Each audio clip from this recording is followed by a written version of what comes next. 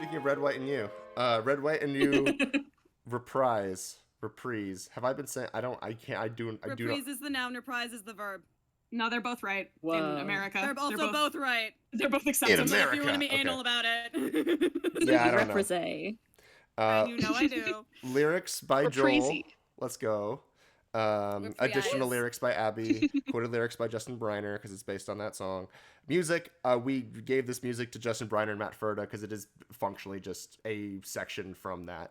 Additional music by Abby and Diana. Quoted music by Sugi Mori and Matthew Toronto. There's a little bit of that at the start. And then Abby did both of the arrangements for it. So this is one of the earliest TAAAM songs because it was literally just a segment of Red, White, and You that we just pitched into a different key and put to the end. Just because we wanted a musical moment of defeating Red, White.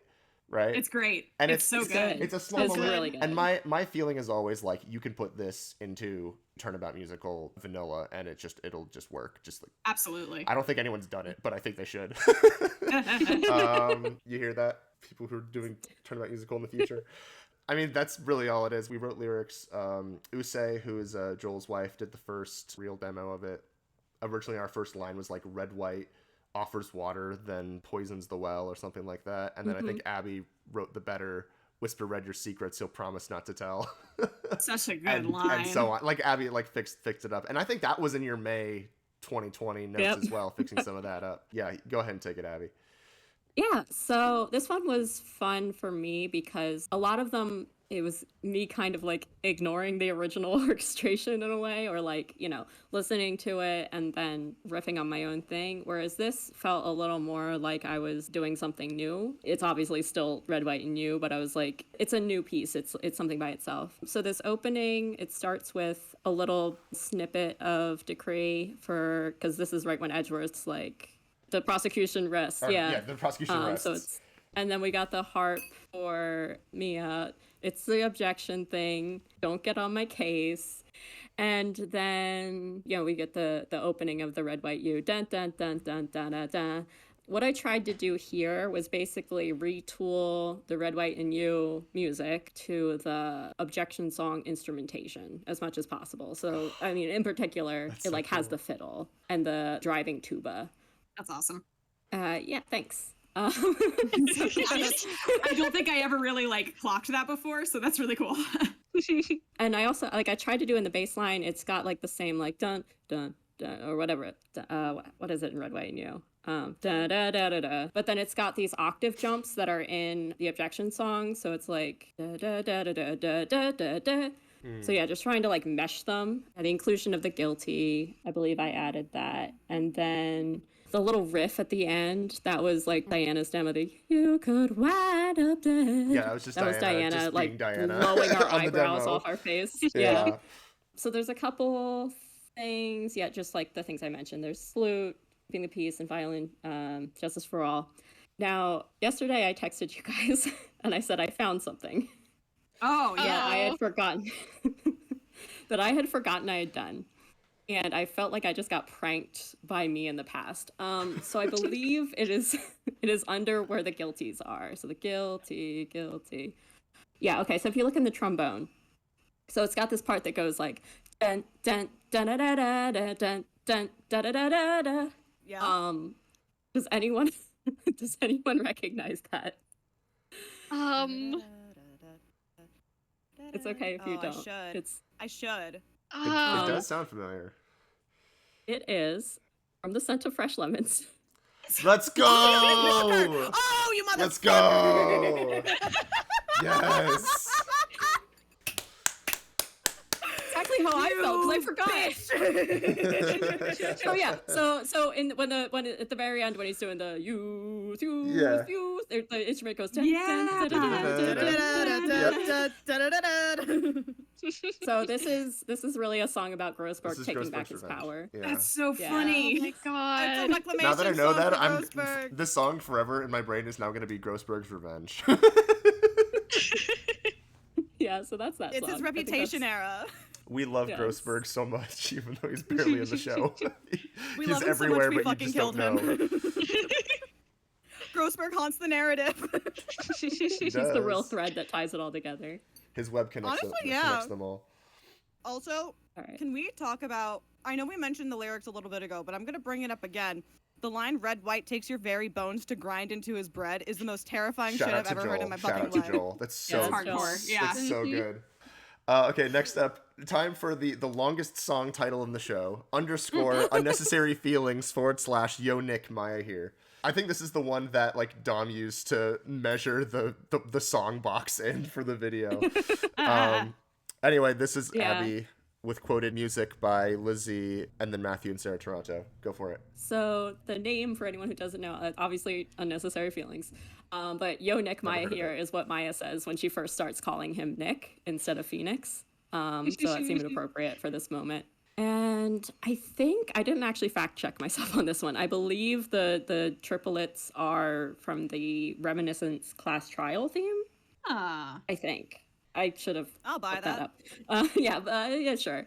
And then like the clarinet is doing a kind of funky version of the a part in Trial by Fire of like, even as the victim, he let mercy take the lead. Oh, that's awesome. And I think there's some One Lingering Thought in there, probably the bassoon. I don't know. The bassoon is doing, I swear to God, the bassoon is doing one of the lines from Decree from One Lingering Thought. Probably.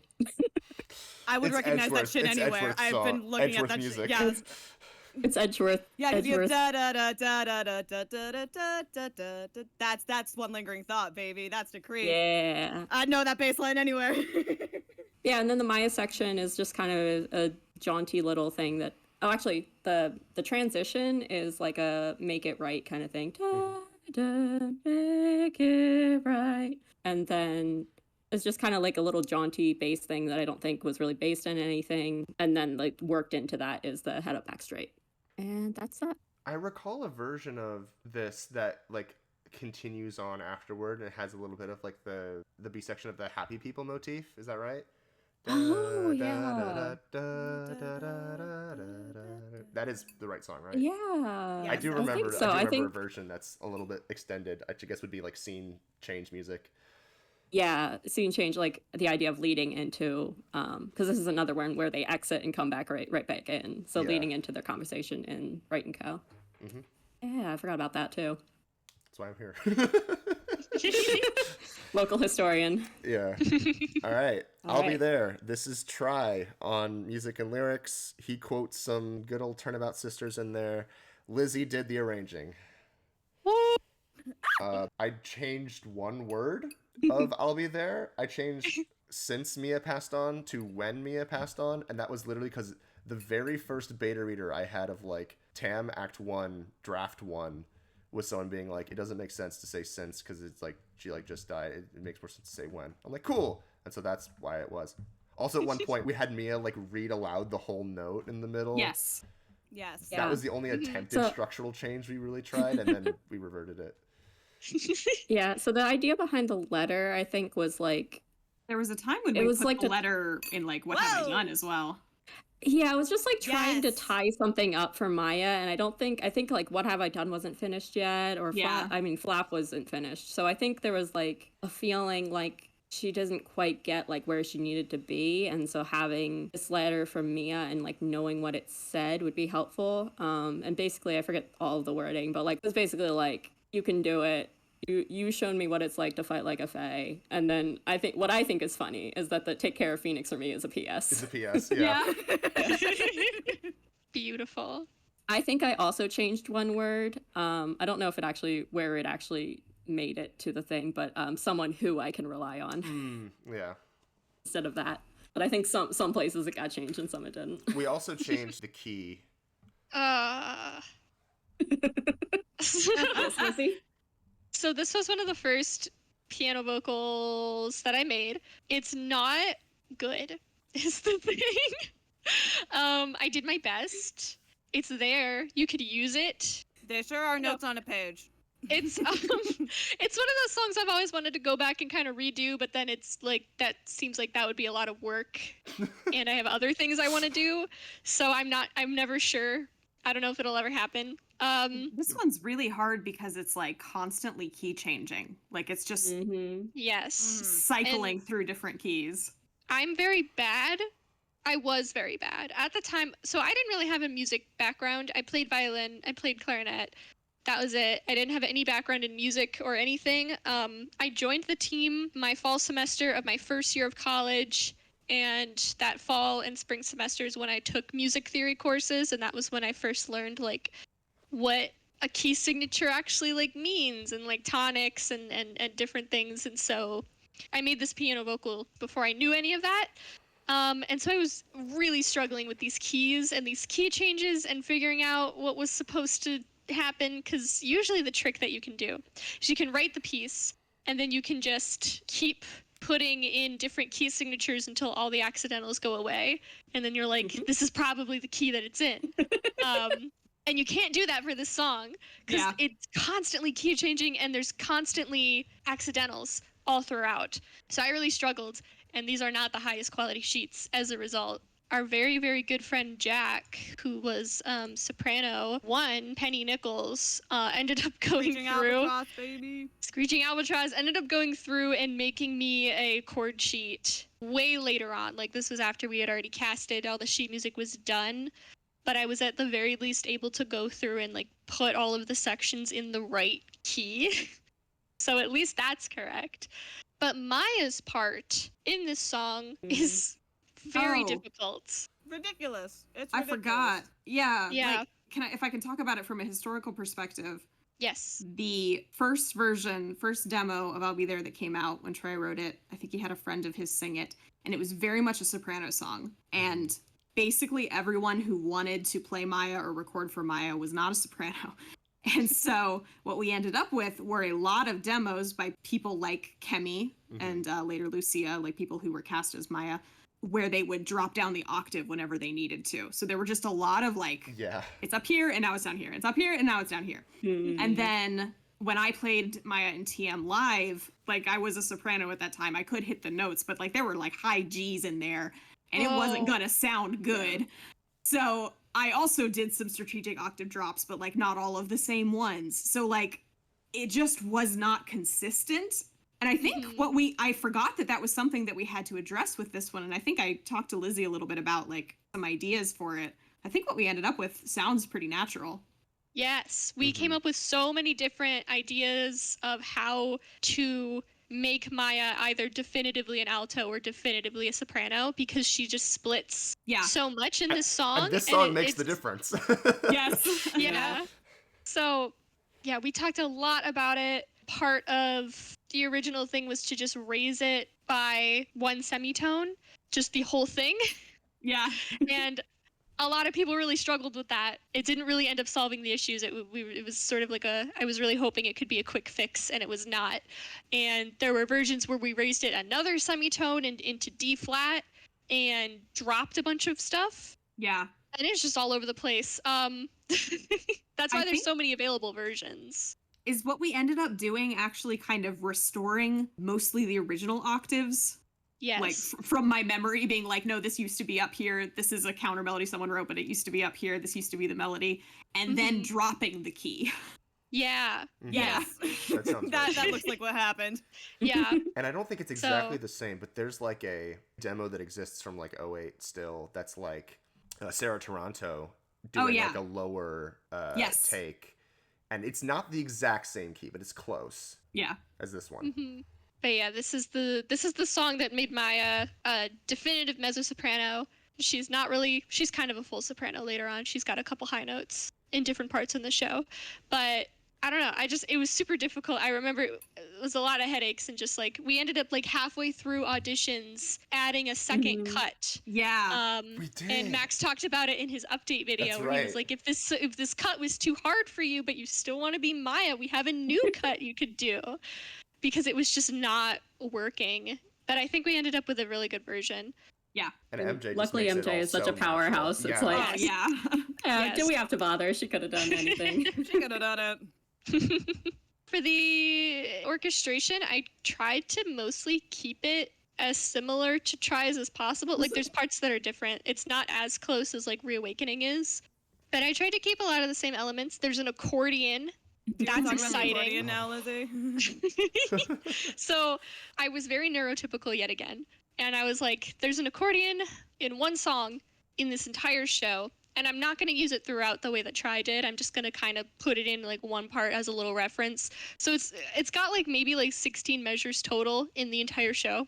And I was like, here's the thing. I need to fundamentally understand the accordion on a molecular level. I need to know this thing biblically, I swear to God. I need to. Accordions, they've got these little chambers inside of them with like sets of reeds. It's a free reed instrument, and you can switch between chambers, and it can give you different like sound qualities. And you can do combinations of different chambers, and those are register switches. And so there's a little on page 5 of the orchestration where the accordion comes in. I put a little register switch icon to tell a live performer what register I want them to be in. And it'll no one will ever care. Yeah, it's on page 5. That's the kind of attention to detail that we get up to at the MyFateProtectionSquad.com. Oh, yep, there it is. Yep. No one will Nice. ever care about that. I know what it means. Beautiful. And then in other stories, we're like, hey, those trumpets can play the high A flats for. Yeah, that's fine. And then Every and then I was song. just like, guys, I mean, they can. They'll just want to kill you, but they can. They can get up there. They'll be Yeah, I mad think, about it though, but they can. What have I done? I actually took the time to look up like the ranges of oboes and clarinets and like where you should write them and Yeah. tried to stick in that. Mhm. Yeah, I mean, music My will own- tell you. It'll turn the note gray Oh, when yeah, it's like yeah. you're pushing it, and It's red like, when it's please like no. But No. like Yeah. it can't stop Here's you. the thing, though. Here's the thing: is that MuseScore will turn the note red for a. Well, I guess it's because you were writing in concert pitch, and I always forget to do that. Mhm. But like, it'll Yep. turn the note red a whole step before what I have had to play before for trumpet in high school before. So I'm like, I don't trust you, and I know people who aren't cowards. So, so anytime a trumpet plays high, and someone would look at me like they can't play that high, and I'm like, yes, they fucking can. bestie." But for 3.5 hours, Kate. You don't know these people. I made a whole document of instrument resources that I use for like looking up It's right what here, instruments baby. can do and what they And your can't. effort is wasted on us. Yeah, that's okay though. I'm sorry. My sheet music is probably playable. But that was not a goal of all of our sheet music. So Nope. it doesn't matter. Most of it was banger. Secondarily was can you play it, but mostly it was can it banger. So yeah, I think that's all of the big stuff in I'll Be There. I kind of added in a lot more harp because we were like, oh, that's the Mia instrument now. This was one of the last orchestrations that I did. That's It was right. in that group of songs that we didn't alter structurally, but we had like 3 songs left, and we were like, we should probably just bang them out. And so this was one of the last songs that I did. And this so was- by this point, we were like figured out what we were trying to do. Yeah, I think MJ and Ren recorded to the piano vocal arrangement, right? They might I have, think yeah. so. Don't yeah. know. And then this came in later. I think so. I think this was one of the ones we only had PVs for. I know there was one that they did to the PV. Mm-hmm. Yeah, not Oh, sure. it was that, and though. it was that, and it was at least Decree was to the PV, because there was so much Yeah. timing Mhm. around it. Justice for All Reprise was Mhm. another. Yeah, that was it. Probably Butts. That was one of the last ones too. I don't But yeah, remember. just the very ending of the song. I kept the accordion because it's accordion in the original, but then I added guitar and harp on top because I was like, oh, it's thematic. It's a Mhm. callback with the accordion, but it's thematic with the harp. Mhm. That's pretty much it. I think guitar kind of became a like Phoenix Maya relationship. Like, Thanks, Kate. I think that's true. yeah. That started with 'cause- Kate's ukulele demo of Dawn, which we'll get Absolutely. And Oh, then we she just did kind of it. like Yeah. put it in a couple other places. Yeah. Like it's in what have Because I we done? just remembered that the guitar is an instrument that you can use. Yeah. It's really hard to write for a guitar. Because Turnabout in Musical, the original Turnabout notation. Musical does not Yes. use guitar very often at all. Yeah, well, partially because like Try was so keyboard Piano based. focused, yeah. Yeah, Mhm. and it's really hard to write a good sounding guitar in a notation software because it's just like Right. not like you strum it, you know, Yeah. it's not really, yeah. Mm-hmm. I love you, Gliss markings. I love you. Roll chords. I love you, unfurled chords. I love you. All right. Moving on. Ready? Cool No, boy. let's go. Let's do it.